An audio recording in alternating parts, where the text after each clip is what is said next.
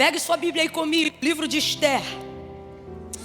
Oh glória, aleluia, oh glória. Se você está vindo pela primeira vez e não está entendendo, está pensando, mas já não teve ministração? Rapaz, se você olhar direitinho, desde a palavra do ofertório até aqui, essa não é nem a segunda, é a terceira, né? É para quem gosta de palavra. Tá vendo esse irmão aí do teu lado? Ninguém para no culto ouça por acaso. Você está aqui porque Deus quer falar com você. Aleluia.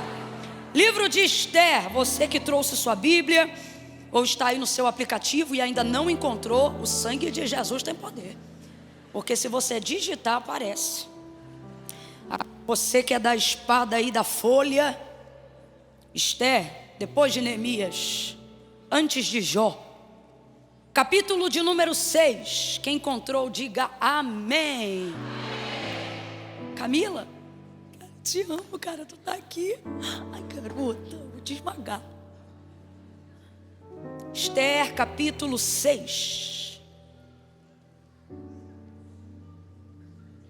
Quem encontrou, diga amém.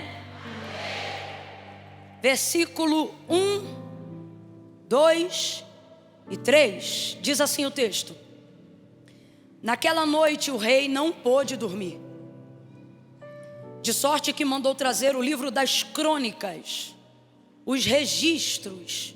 Eu não sei se a sua versão está assim, mas ela é muito fácil de compreender. Então diga comigo, registros. Isso, porque o livro das crônicas é basicamente isso. É um livro de registros daquilo que acontecia no reino e em torno do rei na ocasião, ok? Então preste atenção. Naquela noite o rei não pôde dormir, de sorte que mandou trazer o livro das crônicas, os registros do seu reino, os quais se leram diante dele. E achou-se escrito que Mardoqueu, ou em outras versões, Mordecai, tinha denunciado a Bigtã e a Teres, os dois oficiais do rei, guardas da porta, que tinham conspirado para assassinar o rei Assuero. E perguntou o rei: que honra e que reconhecimento se deu por isso a Mardoqueu? E os moços do rei, seus servos, lhe responderam: coisa nenhuma se lhe fez. Coisa nenhuma se lhe fez. Ou nessa versão que estava aqui, volta para o verso 3. Nada lhe foi feito.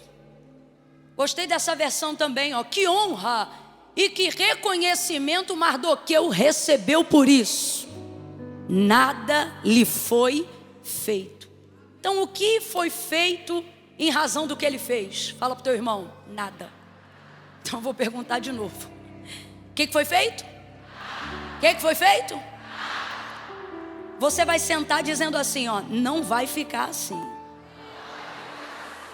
Não vai ficar assim não. O Deus que não deve nada a ninguém,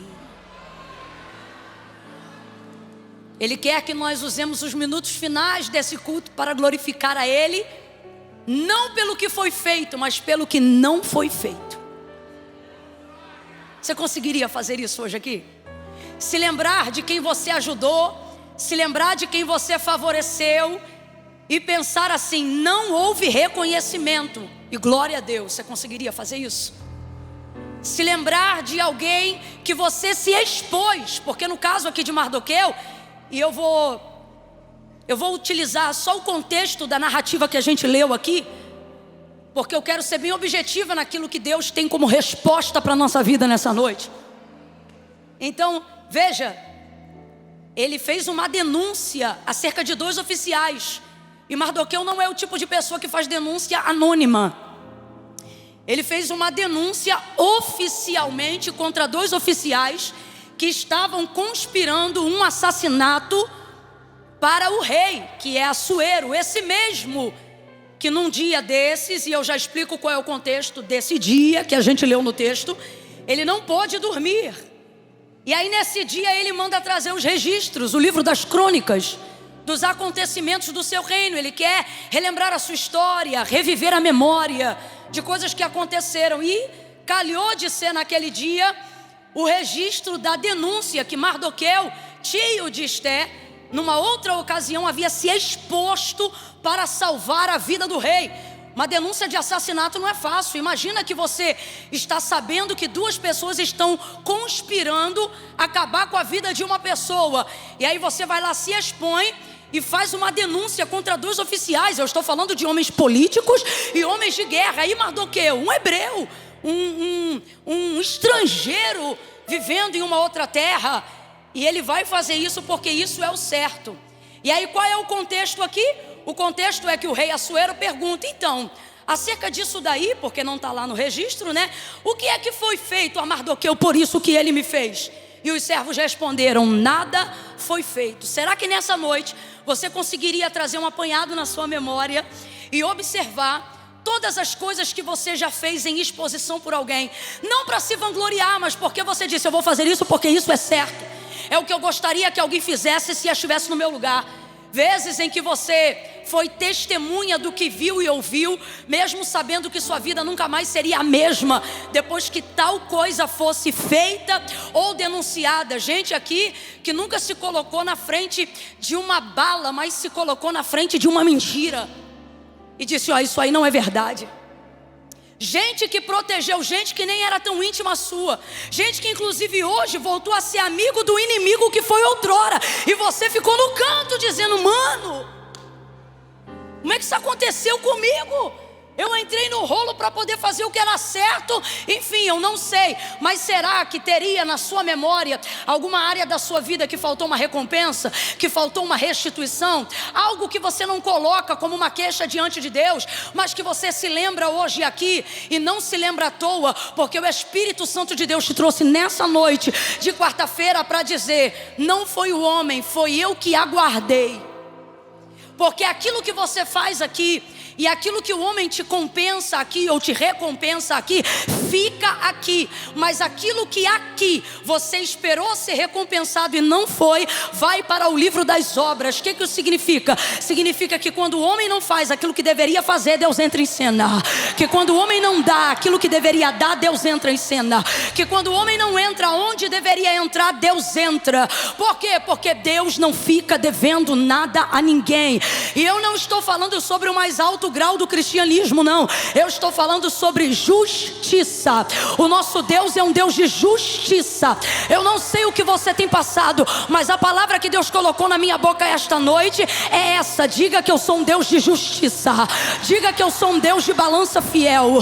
Diga que eu sou um Deus que muitas vezes aquilo que te magoou, que não foi visto pelas pessoas pela maneira como você esperou que seria visto, você deveria entender que nisto aí morou uma oportunidade de Deus entrar. E aí, Camila, qual é a diferença de eu não ter sido recompensado segundo as minhas obras por quem deveria ter reconhecido o que eu fiz? É uma alegria isso. E por que é uma alegria, Camila? Eu tenho mágoa desse dia, dor desse dia, tristeza desse dia. Se eu fosse você, eu limpava o seu coração, porque a bênção do homem, ela é um reconhecimento momentâneo e transitório, mas a palavra do Senhor diz que a bênção do Senhor não acrescenta dano e ela permanece para sempre. Camila, eu não estou entendendo, vai entender agora.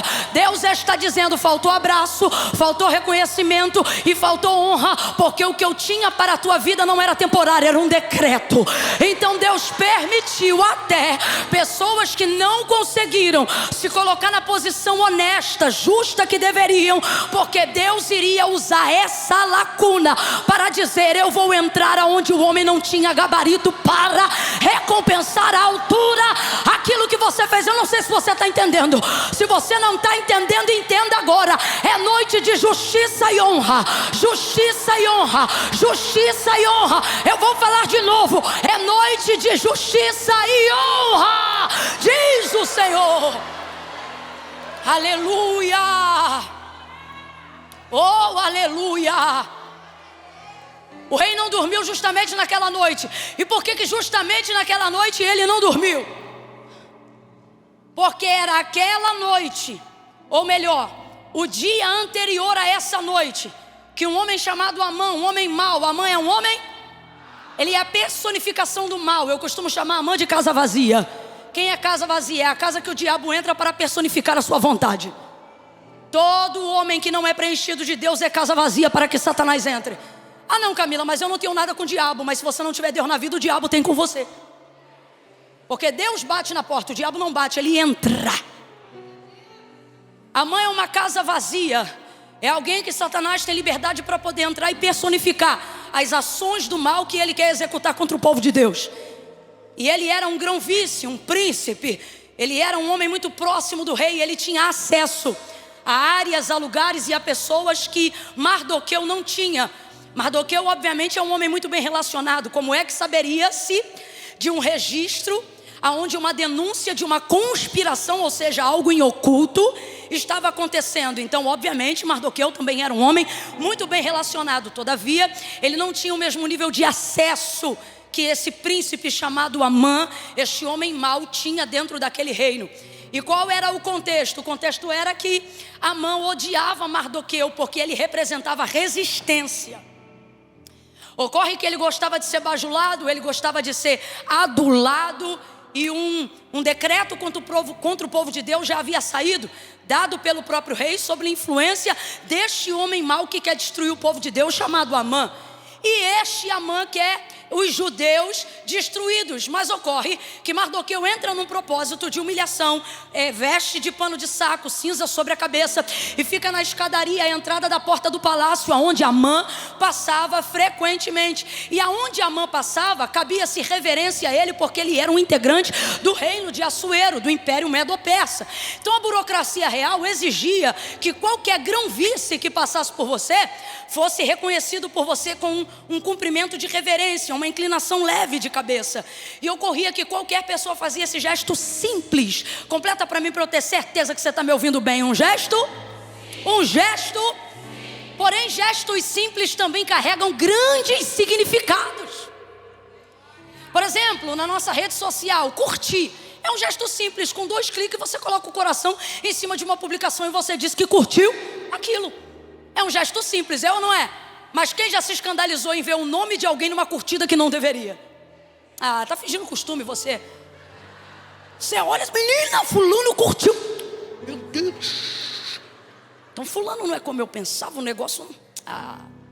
É um gesto simples. E todo mundo fazia isso. Só que o texto diz que quando Mardoqueu via Amã, e Amã estava passando pela entrada da porta do palácio, ali ele estava em humilhação, se curvando somente perante a Deus.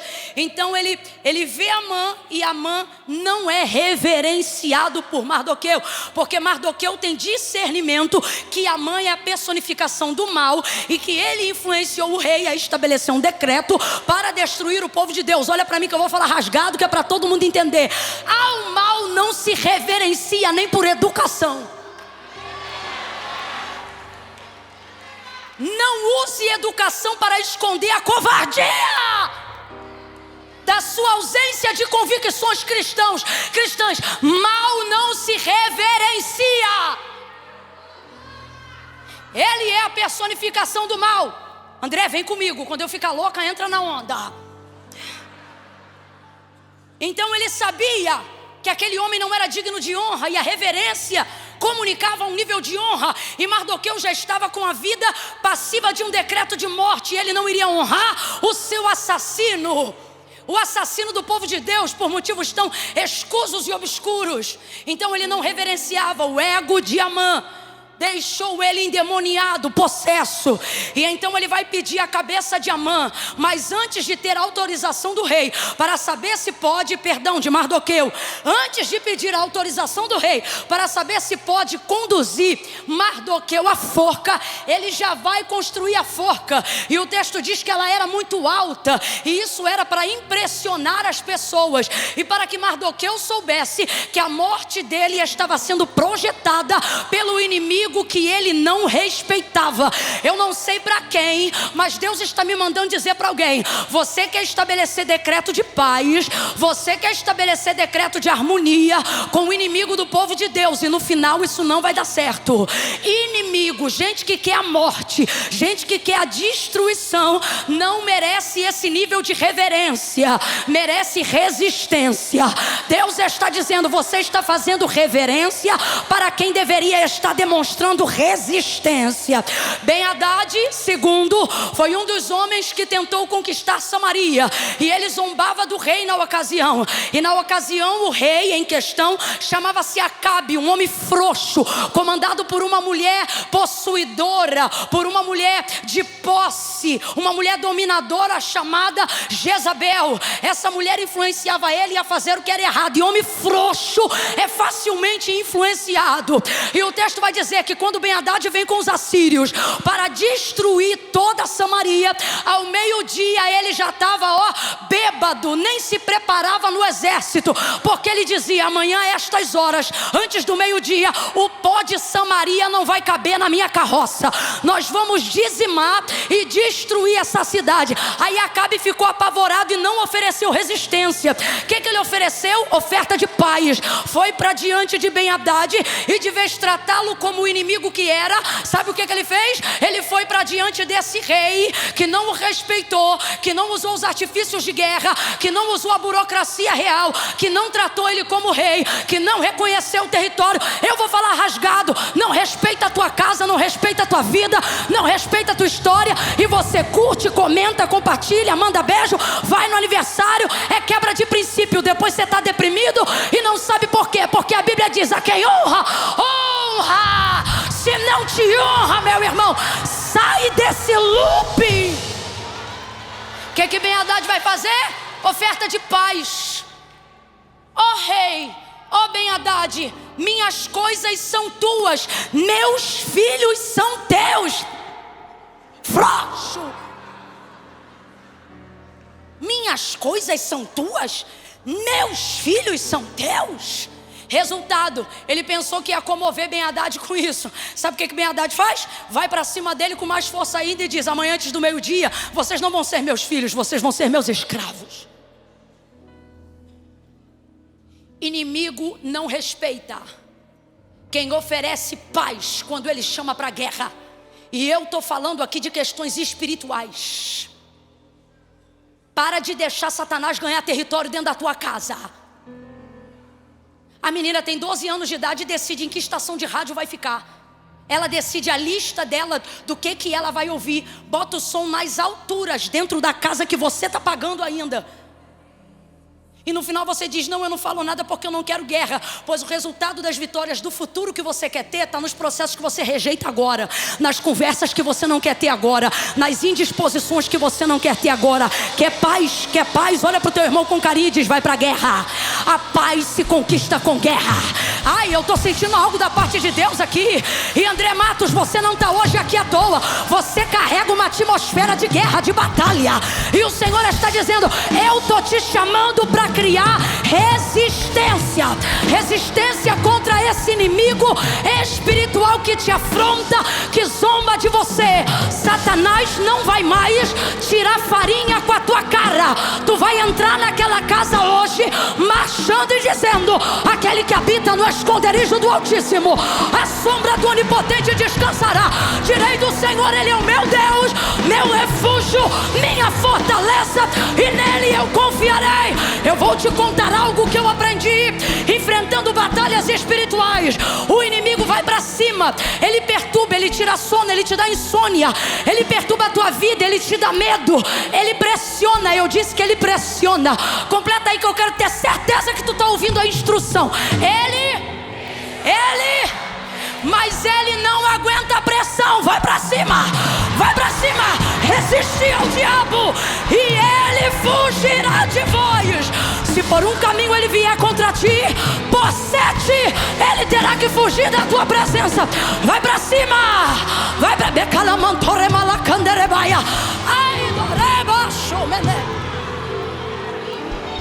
levanta a mão direita o mais alto que você puder. Bora.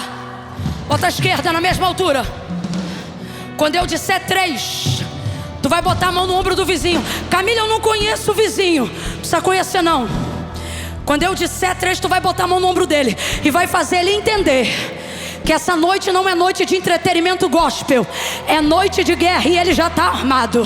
ele já está armado. No 3, tu vai sacudir ele, vai sacudir ela e vai dizer assim: vai para cima, vai para cima. É 1, é 2, é 3, sacode, sacode. Vai para cima, vai para cima. Pano de saco, humilhação, jejum. Pano de saco, humilhação, jejum e resistência. Resistência, resistência, resistência. Vai pra cima, no mundo espiritual.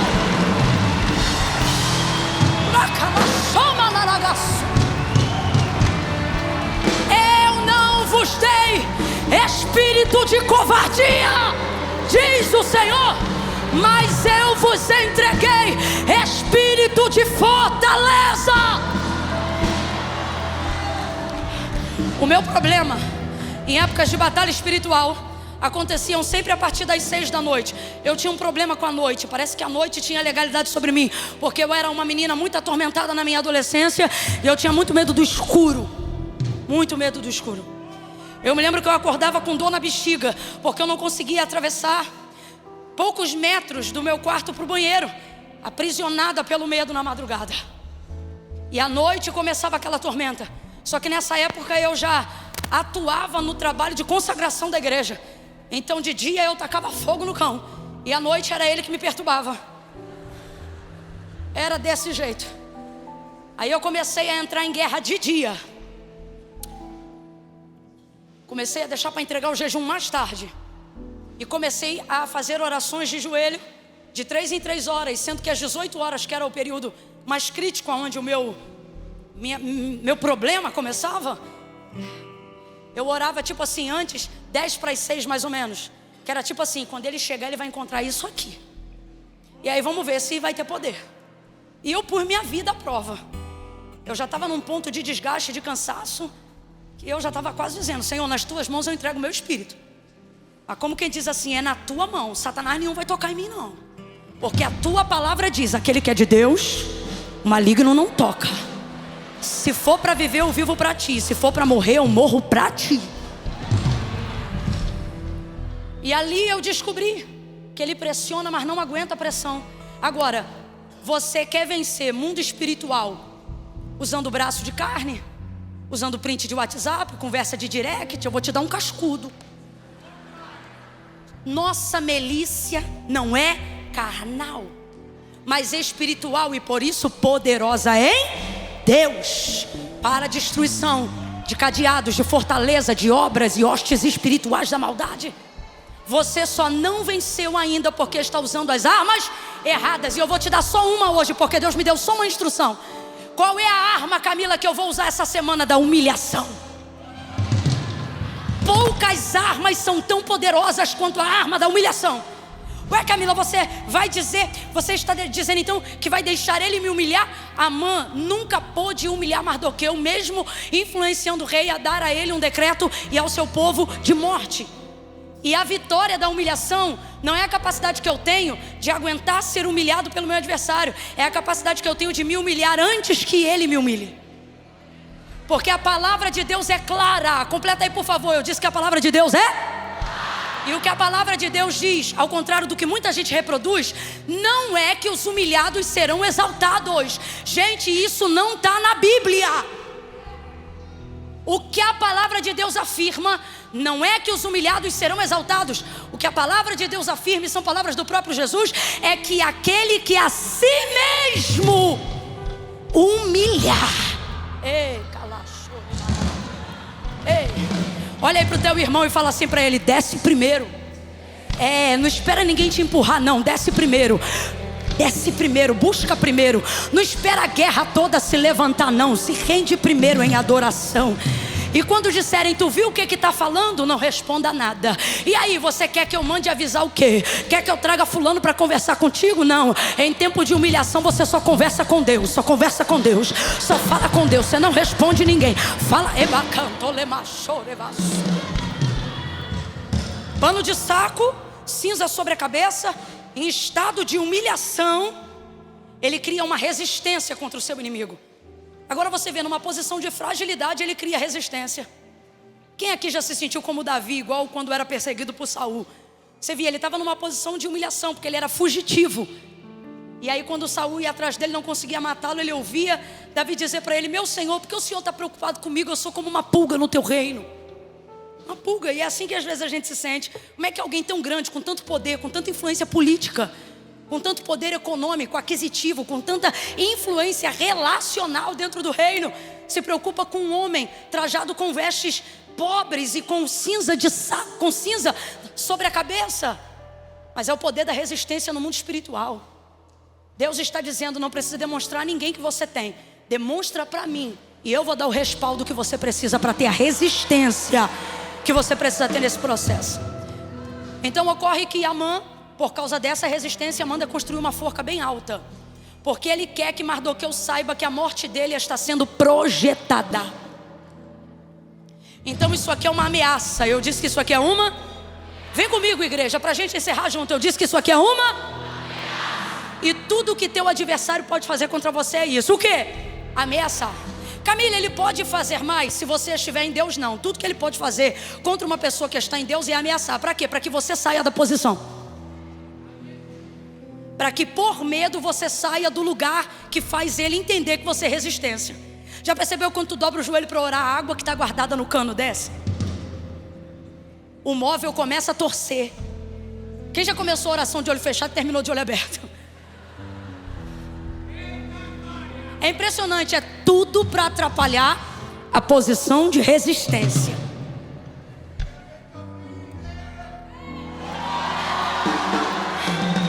É isso. São ameaças. Abra comigo a sua boca e diga: são ameaças. Conta isso para o teu vizinho e diga: são ameaças. Diga de novo: são ameaças. Olha para mim aqui agora. Sabe por que você sente fungar no cangote? Pesadelo, que é meio que paralisia do sono. Para alguém é paralisia do sono, dependendo do nível de guerra que você está vivendo, é batalha espiritual. Deixa isso para outro dia, mas só para a gente entender. Você tenta clamar o nome de Jesus no sonho, não consegue. Tenta dormir, não consegue. Sente medo dentro da própria casa, que sempre foi seu ambiente de paz. E aí você se pergunta: por que é que essas coisas estão acontecendo? Por que eu não consigo repreender? Por que não sai da minha casa? Por que eu estou vivendo esse momento? Pois Deus está te esclarecendo isso hoje. E Ele está dizendo: ei, são ameaças. Ele só quer te tirar do lugar da sua posição, porque Ele está vendo que a sua posição é uma posição de resistência. Então enquanto você está aí, ele ameaça teu marido, mas não mata. Ameaça teu filho, mas não mata. Assusta a tua casa, mas não destrói. Tenta afligir teu ministério, mas não te derruba. Porque todo o poder que ele tem é para te ameaçar, para que você saia. Se você sair da posição, aí a casa cai. Se você sair da posição, aí o filho morre. Se você sair da posição, aí o escudo sai na frente. Quando Deus quis trazer juízo a Saul, ele não fez isso com Samuel dentro da casa. Ele dizia para Samuel: até quando terás dó de Saul, havendo eu rejeitado? Então Samuel não era resistência contra Deus, mas era por estar em Deus posicionado, proteção garantida para Saul, mesmo Saul estando todo errado. Camila, por que você está falando isso? Porque eu sei que tem gente aqui que está protegendo gente que não serve a Deus, mas é seu filho. Gente que zomba dos crentes, mas é seu marido. Gente que está nas drogas, mas é da sua família. É sua responsabilidade, é sua casa, é seu povo. Então Satanás vai fazer de tudo para você sair da frente, porque se você sair da frente, ele entra. Então quando você não sai, o que é que ele faz para você sair? Ameaça. Ameaça é guerra, é pesadelo, é batalha espiritual, é pneu que fura, é roupa que some na hora de vir para o culto, é sonho estranho, é a vida financeira que estava boa, daqui a pouco é um negócio, meu irmão, que se você contar para alguém, a pessoa não acredita. É dor de cabeça que o remédio não tira. E você diz: Senhor, aonde eu estou? E Ele está dizendo: eu estou no lugar do treinador. O treinador não fica dentro do ringue. O treinador só dá instrução. Quem vai para o ringue é o lutador. E Deus está dizendo: eu já botei a luva na tua mão. Você sabe exatamente o que fazer. Então não me espere entrar para lutar. Eu já te ensinei o que fazer. E o que eu devo fazer, Camila? Não saia da tua posição. Levantando-se contra ti o espírito do governador, o Senhor levantará contra ele a sua bandeira. Não saia do teu lugar. Olha para alguém aí agora e diga: não saia. Não saia. Grita para alguém aí e diz: não saia. Não saia. Não saia. Não saia dessa oração de madrugada. Não um devocional de manhã. Camila, mas eu não estou sentindo nada. Mas isso está abalando. O teu inimigo vai para cima. Não saia, não para.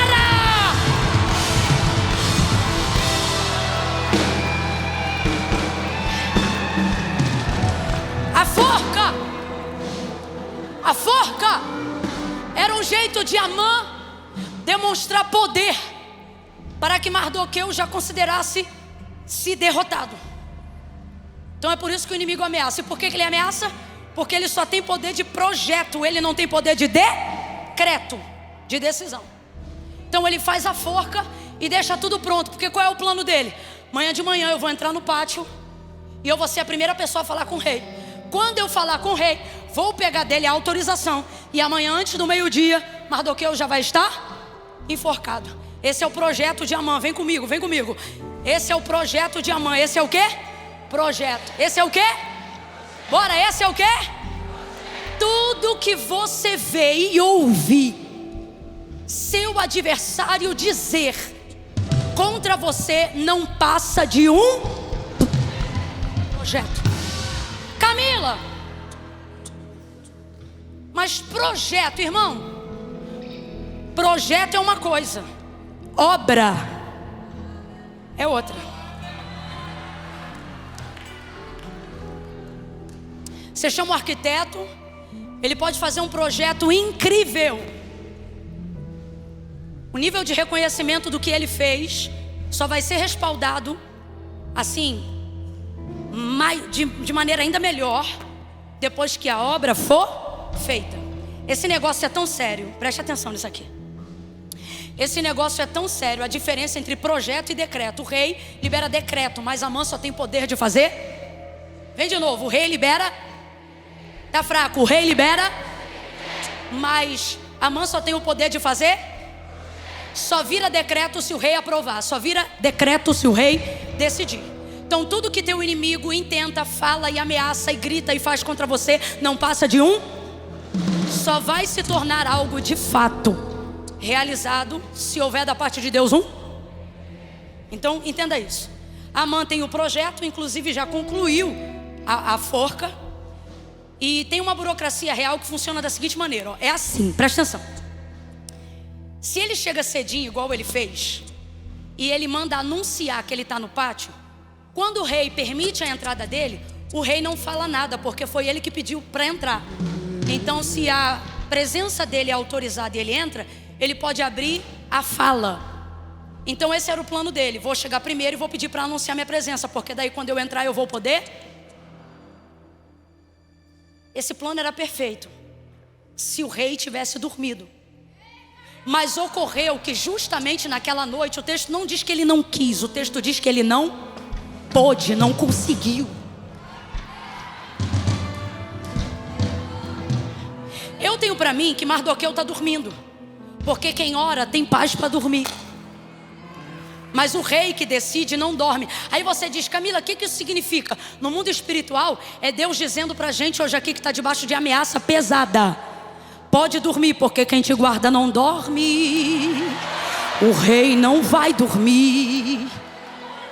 Enquanto você estiver debaixo de ameaça, o rei não vai dormir. Enquanto você estiver debaixo de tortura, o rei não vai dormir. Enquanto você estiver debaixo de terror psicológico, o rei não vai dormir. Ei, Deus está mandando eu dizer para quem está tomando um monte de remedinho controlado. Ele está dizendo, fica tranquila, faz tua parte, que eu cuido dos teus neurônios, eu cuido da tua mente. Enquanto tu dorme, eu limito e determino a ação deste medicamento. Assim Deus me manda dizer para alguém, calma, tu não ficarás louca. Pode dormir que eu guardo tua mente, eu guardo tua psique, eu guardo teu raciocínio. O rei não pode dormir. O rei não pode dormir. O rei não dormiu. Então ocorre que na burocracia real o que rolava? Se eu anuncio a minha entrada, eu falo. Mas se ele manda me chamar, eu tenho que entrar calado, porque se ele mandou chamar, quem vai falar é ele. Aí então o texto diz que ele chega bem cedo, só que naquela noite o rei não pôde dormir. E porque não pôde dormir, tinha acabado de ler o registro. Esse registro aqui é o livro das obras, e é isso que eu queria falar. O livro das Crônicas é um livro de registro. Lá não entra o que você tem vontade de fazer, lá só entra o que você fez. Deus tem um livro semelhante, chamado no livro do Apocalipse por João como o livro das obras. Qual é o nome do livro? Lá não entra o que você tem vontade de fazer, lá só entra o que você... Naquele dia não adianta dizer, tu sabes. Lá não entra vontade, lá não entra projeto, lá só entra o que foi feito. Então para com esse negócio de dizer, ah Deus, tu sabes. Ah Deus, se eu pudesse. Irmão, se eu pudesse não entra no livro das obras. Cada um será recompensado conforme as suas obras. Você trata de fazer alguma coisa para a glória de Deus. Então o rei acaba de ouvir e pergunta, quem está aí no pátio? Como quem diz, chegou alguém para alguma audiência real? Aí diz, sim, Amã está aí, manda chamar. Não deu tempo dele anunciar, porque o rei mandou chamar. Vamos lá, não deu tempo de anunciar, porque o rei mandou. Então ele estava com um monte de coisa para dizer, mas teve que entrar como? Ele estava cheio de projeto que precisava da aprovação do rei para acontecer, mas ele teve que entrar como? E ocorre que o tema que ele queria tratar era o mesmo tema que o rei queria abordar, só que do lado contrário. Ele queria autorização do rei para matar, e o rei estava procurando alguém para honrar. Ah, se eu fosse você eu já tinha dado um glória, porque Deus está dizendo, pare de se preocupar com o projeto do teu inimigo. Comece a imaginar os decretos que eu tenho contraditórios a tudo que ele determinou para você. O desejo do teu inimigo não se cumprirá diante de você, diz o Senhor. Tu não verás o desejo do teu adversário se realizando na tua família. Eu vou tornar a ameaça em honra, a oposição em concordância. Ele conta a história. Ele conta a história e diz assim, só não diz o nome. Ele diz assim, o que eu deveria fazer a um homem que me agrada honrar? O ego dele é tão inflado que ele diz, só pode ser eu, então eu vou botar uma honra bem honrada mesmo. Pega o cavalo que o rei costuma usar, traja o homem com as vestes reais e coloca um príncipe nobre, não coloca um servo não, coloca um príncipe nobre para puxar a rédea do cavalo e ir anunciando pela cidade. É assim que se faz ao homem cuja honra o rei se agrada, ou ao homem a quem Deus deseja, a quem o rei deseja honrar. Aí ele diz, que excelente ideia, Amã, faça isso com o judeu Mardoqueu.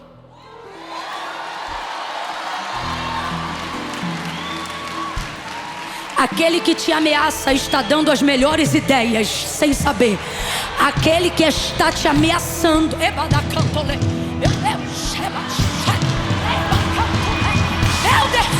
isso é profético.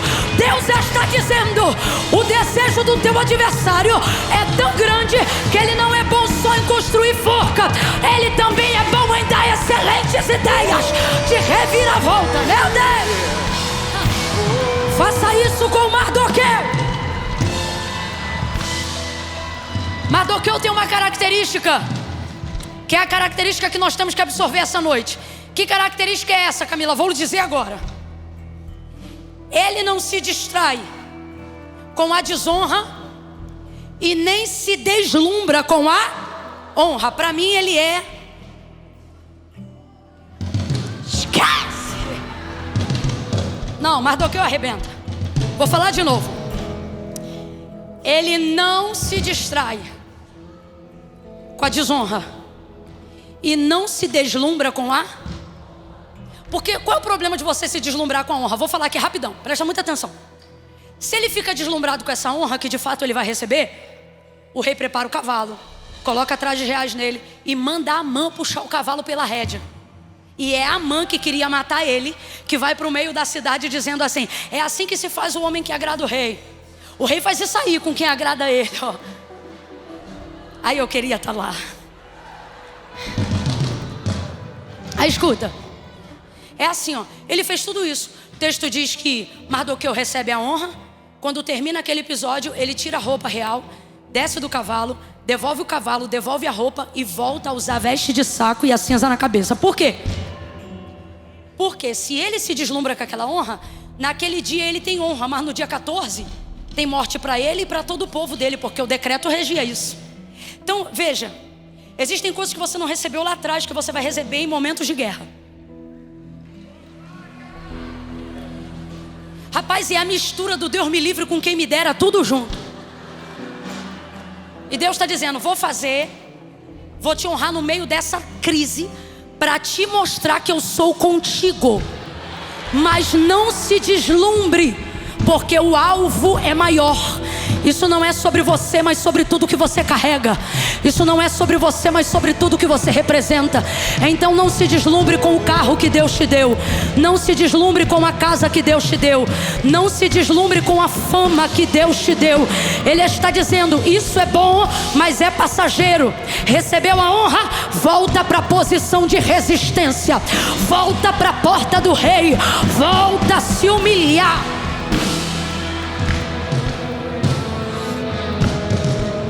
Continuou em humilhação. Deus deu a ele instrução. E eu vou fechar a história por aqui. Mas se você não sabe o final, a maioria vai saber agora.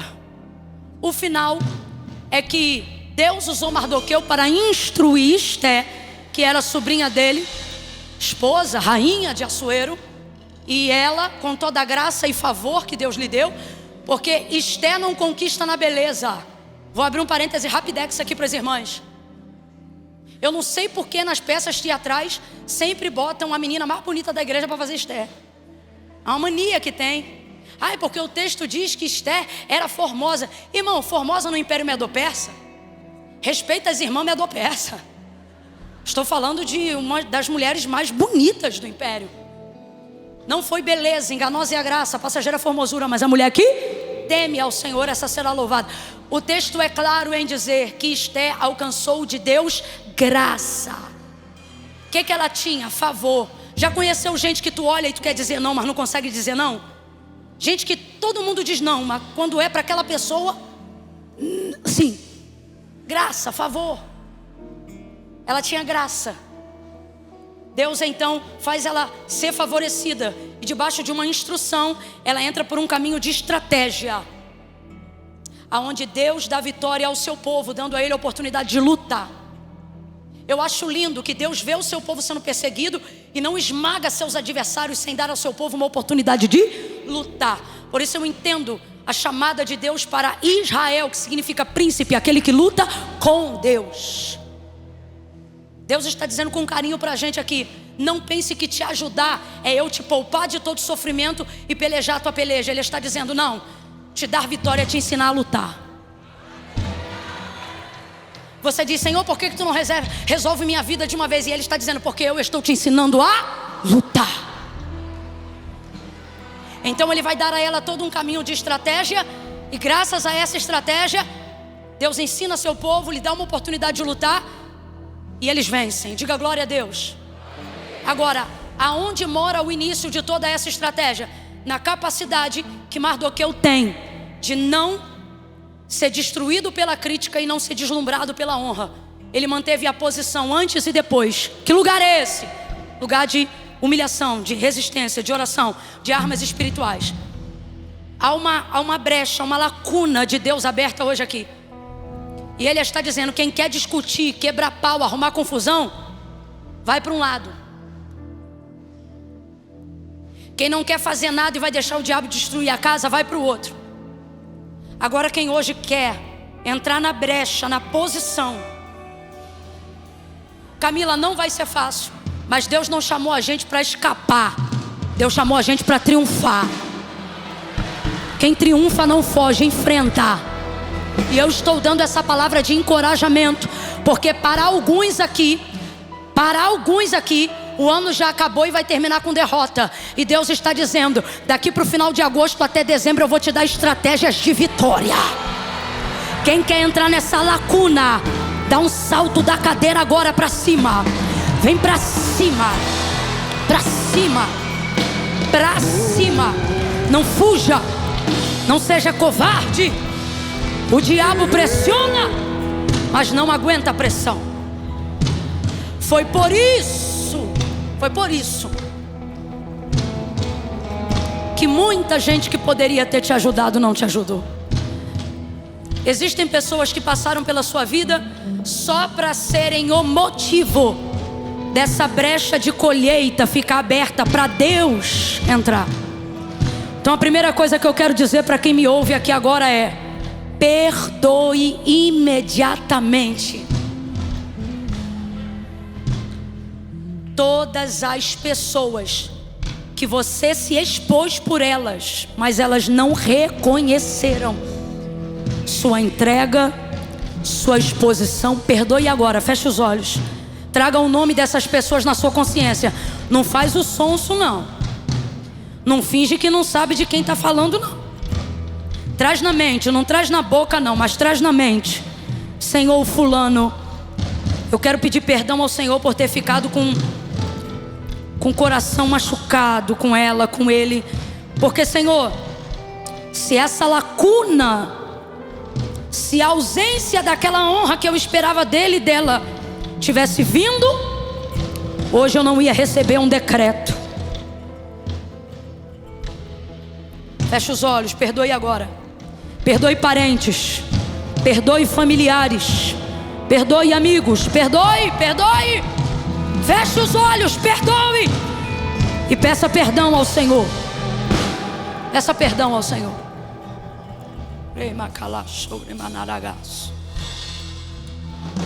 Agradeça ao Senhor por tudo que não lhe foi feito quando você esperou o reconhecimento. Você consegue fazer isso agora? Eu estou te dando uma instrução clara. Agradeça ao Senhor. Senhor, obrigada. Obrigada por aquele dinheiro que tinham que ter me pago e não me pagaram. Hoje eu recebo muito mais do que eu perdi, Senhor. Muito obrigada. O Senhor não deve nada a ninguém. O Senhor tomou a frente de tudo que deveria ser meu e que deveria ser para mim. Faça essa oração aí agora. Em nome de Jesus. Amém? Tem gente que ainda está orando, tipo assim: Camila, é muita gente para perdoar. Posso ouvir um amém? Posso ouvir um amém?